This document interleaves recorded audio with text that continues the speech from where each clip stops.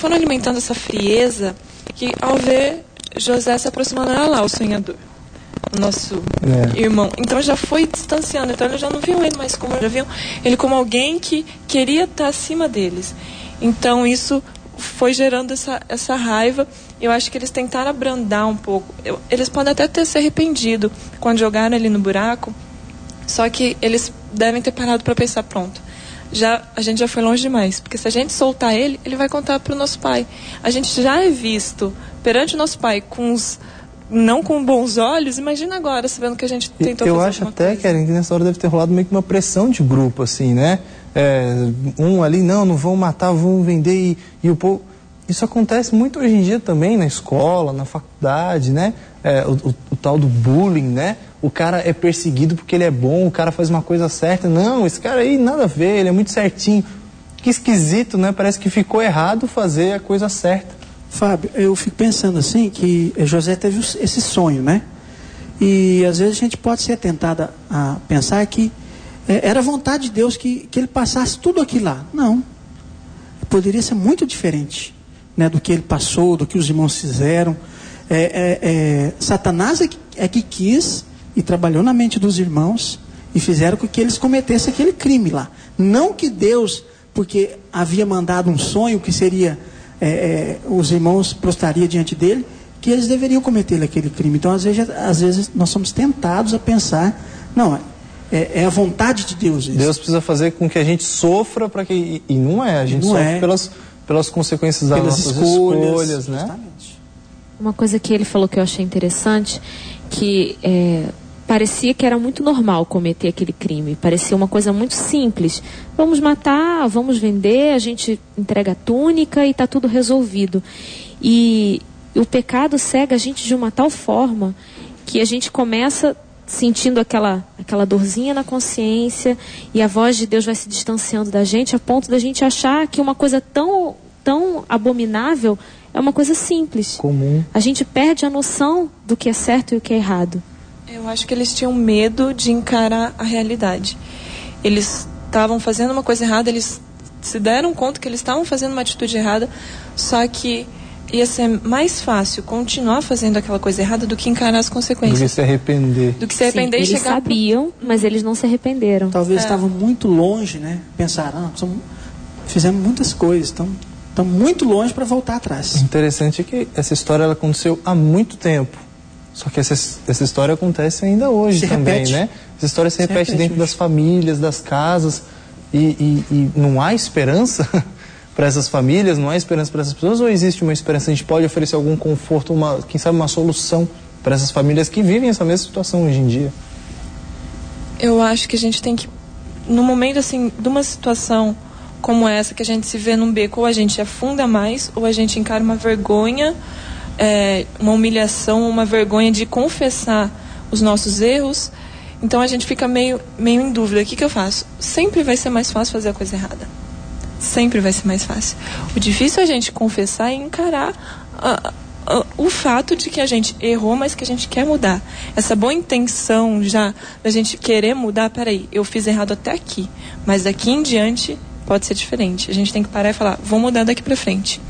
Até porque Jesus está de braços abertos para aceitar a gente, não importa quão distante a gente tenha ido.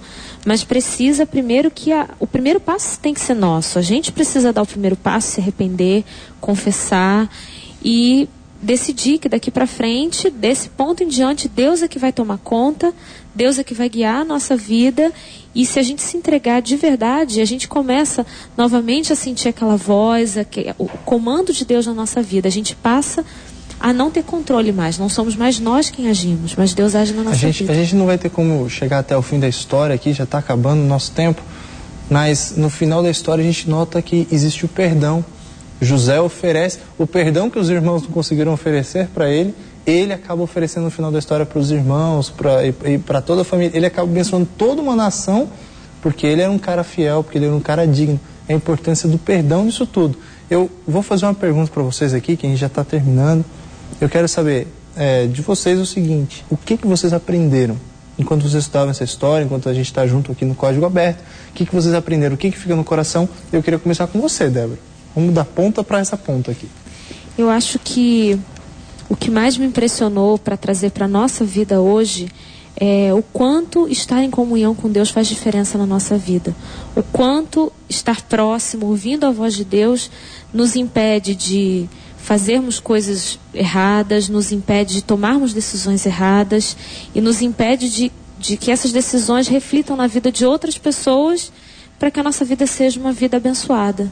O que fica aí no seu coração então é a comunhão. Eu preciso buscar mais. Exatamente. Esse Deus. E com você, Alex? Bom, o que fica para mim dessa história de José é que, apesar de tudo, todos os tropeços que a família teve, Deus deu uma oportunidade para a família se restaurar, né?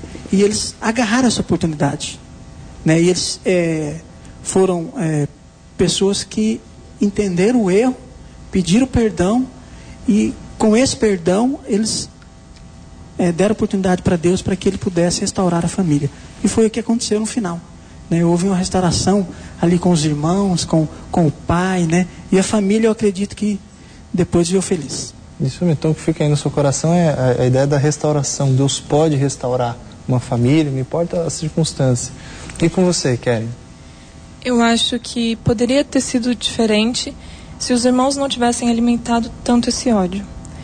Então, eles ficaram remoendo tanto, a admiração ficou se tornando inveja, e isso atrapalhou a convivência deles em família, principalmente a convivência com Deus. Eles acabaram se distanciando dos irmãos, do pai e de Deus. Então, quando a gente chega um momento que está nessa situação, a gente tem que se chegar mais a Deus, conversar, orar, tentar mudar, tentar transformar esse ódio, essa inveja que a gente está sentindo, abrir o coração para Deus, que Ele pode nos ajudar a tirar esse sentimento ruim. Se aproximar um pouco mais dele, né? A Keren você viveu experiências diferentes, assim, você viveu muito tempo, morou um tempo fora do país, mas ficou muito tempo fora de casa, fora do convívio da sua família, enquanto você trabalhava como modelo. E eu sei que nessa época deve ter sido um momento difícil para você, né? Longe da família, e tendo que manter os seus princípios, é um pouco do que José acaba vivendo depois, né? Quando ele é afastado. Qual que era a importância da sua base familiar nessa hora para que você mantivesse seus princípios, continuasse perto de Deus?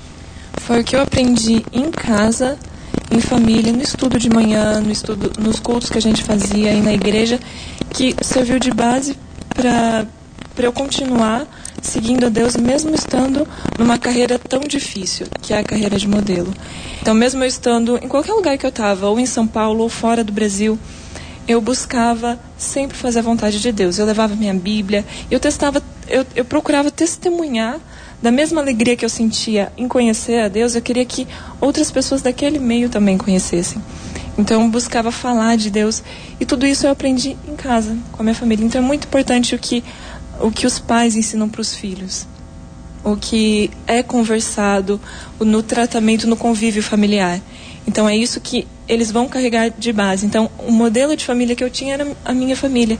E eu queria passar isso um pouquinho para eles, entendeu? Para as pessoas que estavam ao seu redor, né? É isso mesmo. Tá certo. Keren, obrigado por ter vindo aqui. Eu vou fazer o seguinte, quero já combinar com vocês vão voltar aqui em algum outro momento para a gente voltar a conversar um pouquinho mais. Eu quero saber um pouquinho de como foi a sua vida, essa época de modelo. Mas mais para frente, daqui a algumas semanas você está de volta aqui com a gente.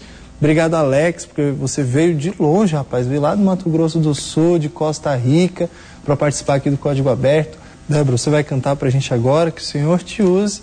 E para todos vocês que acompanham o Código Aberto, que esse hino te aproxime um pouco mais de Deus e te dê força para entregar a sua vida e a sua família nas mãos desse Deus de amor. Um grande abraço e até o próximo Código Aberto.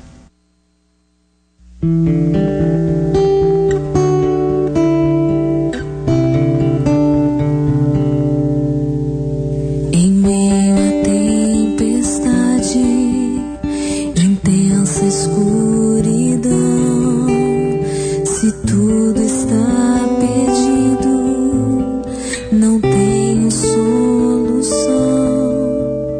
Se minha vida toda parece esmorecer,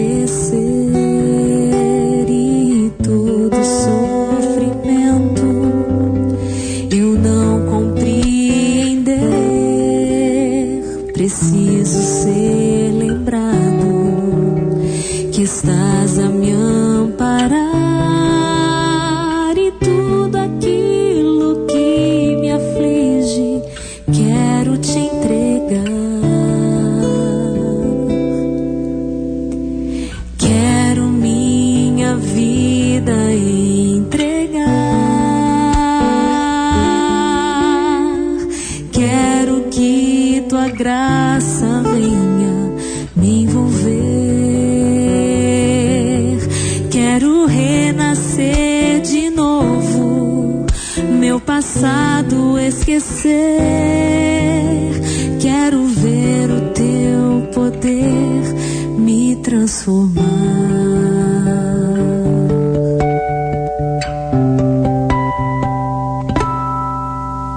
Em meio ao sucesso e êxito sem fim, coberto de vitórias e bênçãos só pra mim.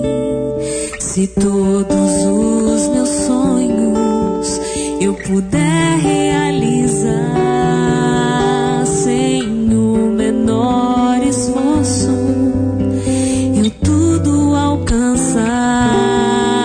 Eu preciso ser lembrado que tudo vem de ti, e como consequência eu quero te servir.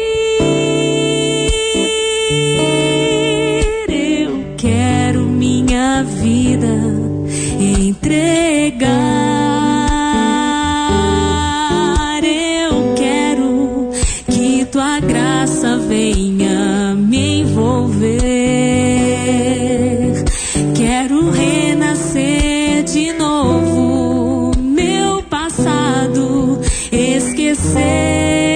Quero ver o teu poder me transformar.